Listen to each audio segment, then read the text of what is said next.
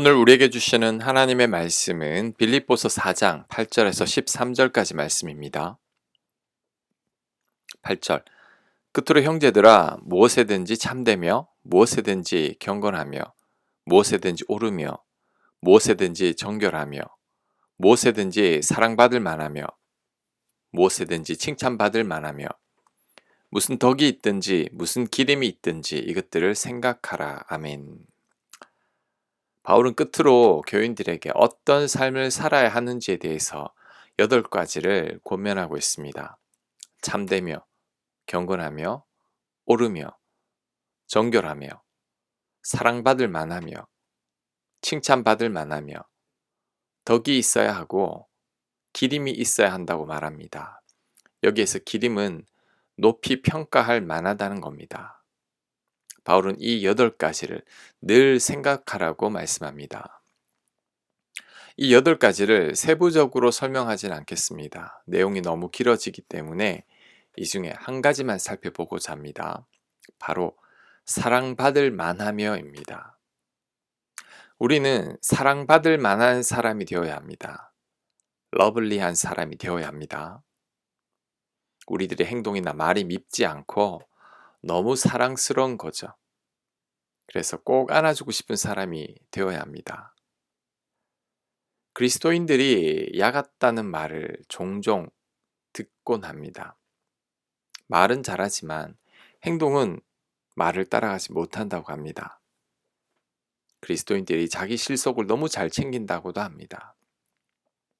이러면 사랑스럽기보다 얄미운 거죠. 우리는 사랑스러운 사람이 되어야 합니다. 8가지를 다 기억하지는 못해도 사람들에게 사랑스러운 사람이 되어야 한다는 것은 꼭 기억하시기 바랍니다. 우리는 사랑받을 만한 사람이 되어야 합니다. 그렇게 되기 위해서 여러분 노력해야 합니다. 그렇게 노력하는 사람이 진실로 그리스도인입니다. 9절. 너희는 내게 배우고 받고 듣고 본 바를 행하라. 그리하면 평강의 하나님이 너희와 함께 계시리라. 아멘. 바울은 자신에게 배우고 받고 듣고 본 바를 행하라고 합니다. 그러면 평강의 하나님이 함께 하실 것이라고 말합니다.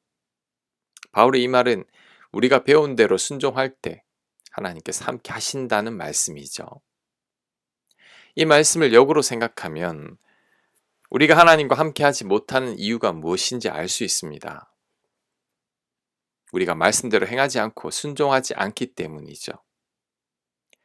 우리가 아무리 하나님과 동행하기를 원한다고 해도 말씀대로 살지 않고 말씀대로 순종하지 않으면 절대 하나님과 동행이 안 됩니다.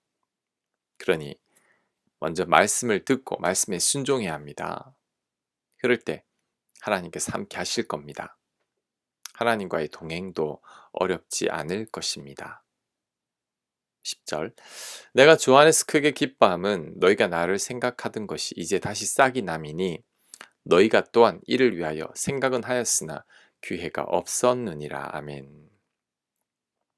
나를 생각하던 것이 이제 다시 싹이 남이니라고 했는데 이 말의 뜻은 빌립보 교인들이 바울에게 헌금을 다시 하게 되었다는 것입니다. 예전에 늘 돕다가 중단되었었는데 이번에 다시 바울을 도와주게 되니 그것이 고마워서 바울은 기쁘다고 말하는 거죠. 특히 바울은 지금 수감되어 있습니다. 아무런 힘도 없고 연약한 상태의 바울이죠. 이때 바울을 기억하고 다시 도와주는 빌립보 교인들의 마음이 참 감사한 거죠. 저와 오랫동안 만나지 못했던 분들이 가끔씩 연락을 하거나 찾아오실 때가 있습니다. 저는 그 자체만으로도 참 감사합니다. 모두가 바쁘고 먹고 살기 힘든 이 시대에 저를 생각해 주는 것만으로도 감사한 거죠. 바울이 아마 이런 심정일 겁니다. 대부분의 사람들은 나에게 이익이 될 만한 사람들은 잘 돕지만 나에게 덕이 되지 않을 것 같으면 별로 신경도 안 쓰죠. 근데 우리는 그래서는 안 됩니다. 우리들은 약자의 편이 되어야 합니다. 우리 주님이 그러셨죠. 그러니 우리도 누군가 정말 힘들어할 때 도와드려야 합니다. 그럴 때 그 고마움이 절대 잊혀지지 않는 거죠. 여러분도 누군가 참 고마운 분이 있다면 아마도 그분이 여러분이 가장 힘들 때 도와주셨던 분일 겁니다. 내가 힘들 때면 작은 도움도 크게 느껴지죠. 그러니 이제는 우리가 그런 도움을 줄 수 있는 사람이 되어야 합니다. 그럴 때 바울이 기뻐했던 것처럼 그 사람도 기뻐할 겁니다. 자, 그러면서 바울은 자신이 기뻐하는 이유가 궁핍해서가 아니라고 말합니다. 헌금 때문에 기뻐하는 게 아니라는 거죠. 자, 11절 이하에 그런 내용이 나옵니다. 11절. 내가 궁핍함으로 말하는 것이 아니니라. 어떠한 형편에든지 나는 자족하기를 배웠노니 나는 비천에 찰 줄도 알고 풍부에 찰 줄도 알아. 모든 일 곧 배부름과 배고픔과 풍부와 궁핍에도 찰 줄 아는 일체의 비결을 배웠노라. 아멘. 바울은 자신이 이렇게 기뻐하는 것은 궁핍해서가 아니니 오해하지 말라고 말합니다. 그러면서 자신은 자족하기를 배웠다고 합니다. 바울은 비천에 찰 줄도 알고 풍부에 찰 줄도 안다는 거죠. 배가 불러도 좋고 배가 고파도 좋다는 겁니다. 풍부해도 좋고 궁핍해도 좋다는 거죠. 바울의 이 말은 더 이상 필요한 것이 없다는 것입니다. 주시면 주시는 대로, 안 주시면 안 주시는 대로 자족하며 산다는 거죠. 그리고 자신이 이렇게 살아가는 비결을 배웠다고 합니다. 자, 이 구절에서 주목할 것은 바울이 배웠다는 겁니다. 바울은 자족하기를 배웠고 어떤 형편에 처할 줄 아는 일체의 비결을 배웠다고 말합니다. 그렇다면 바울의 이 말 속에는 바울이 이전에는 자족하지 못했고 어떤 형편에서도 처할 줄 아는 비결을 알지 못했다는 겁니다. 하지만 배우고 나니까 자족하게 되었고 어떤 형편에든지 가할 수 있는 비결을 터득하게 되었다는 거죠.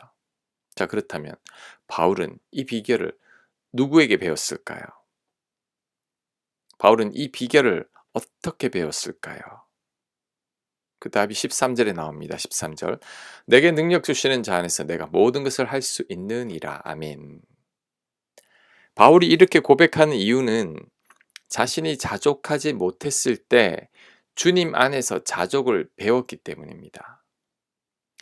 자신이 배고프고 궁핍했을 때 고통스럽고 힘들었지만 주님이 주시는 힘으로 극복했기 때문이죠. 그래서 바울은 자족할 수 없는 상황 속에서도 주님만 있으면 자족할 수 있다는 것을 알게 된 겁니다. 아무리 궁핍해도 주님만 있으면 전혀 궁핍하지 않게 된다는 것을 깨달은 거죠. 바울은 주님만 있으면 그 어떤 환경 속에서도 전혀 문제없이 살아갈 수 있다는 것을 터득한 것입니다. 보통 빌립보서 4장 13절만 생각하고 내게 능력 주시는 자 안에서 모든 것을 할 수 있다고만 말하는 분들이 많습니다. 이 구절만으로 불가능을 가능으로 만들 수 있다고 생각합니다. 이 구절만 믿으면 못할 게 없다고 생각하죠. 하지만 정확한 해석은 아닙니다. 13절은 앞의 구절과 연관해서 해석해야 합니다. 그래서 보다 더 정확한 해석은 주님 안에만 있으면 궁핍해도 만족할 수 있다는 거죠. 주님이 힘 주시면 비천하고 궁핍해도 전혀 문제될 게 없다는 겁니다. 주께서 주신 능력으로 인해 어떤 형편에 있든지 자족하며 잘 지낼 수 있게 된다는 거죠. 이것이 정확한 해석입니다. 그렇다면 우리들도 이 비결을 배워야 합니다. 우리가 이 비결만 제대로 배운다면 아마도 이 세상에서 제일 부자일 겁니다. 왜냐하면 아무리 돈이 많아도 만족할 줄 모른다면 그 사람이 여전히 가난한 거죠. 하지만 더 이상 필요한 게 없다면 그 사람은 완전한 만족을 누리며 사는 사람입니다. 그렇다면 그 사람이 제일 부자인 거죠. 그리고 이 비결을 배운 사람은 이 세상에서 제일 행복한 사람일 겁니다. 왜냐하면 어떤 형편에 있든지 간에 잘 지내기 때문이죠. 대부분의 사람들은 좋은 환경과 여건 속에서는 행복하게 잘 지내지만 그렇지 않을 경우에는 불행해합니다. 그런데 인생살이가 내 원대로 되지 않죠. 그때마다 불행하게 사는 사람들이 많습니다. 하지만 어떤 환경 가운데서도 잘 지내는 일체의 비결을 배운 자들은 늘 만족하며 살게 되죠. 그렇다면 그는 이 세상에서 제일 행복한 사람입니다. 그러니 우리는 주님 안에서 자족하는 비결을 먼저 배워야 합니다. 행복한 삶을 살기 위해 애쓰기보다 주님으로 인해 어떤 형편에서도 잘 지내는 비결을 배워야 합니다. 그럴 때 가장 복된 삶을 살게 될 것입니다. 더 이상 부러울 게 없는 삶을 살게 될 것입니다. 바울처럼 이 비결을 꼭 배우게 되시길 소망합니다.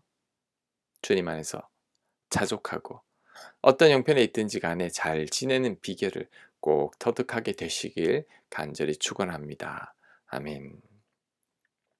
하나님, 어떤 형편에 있든지 간에 자족하게 하시고 어떤 형편에 있든지 간에 잘 지낼 수 있는 일체의 비결을 배우게 하여 주옵소서. 주님만 함께 하신다면 이 모든 것이 가능하오니 주님 안에서 이 놀라운 비결을 터득하고 배우는 저희들 되도록 역사하여 주시옵소서. 예수님 이름으로 기도합니다. 아멘.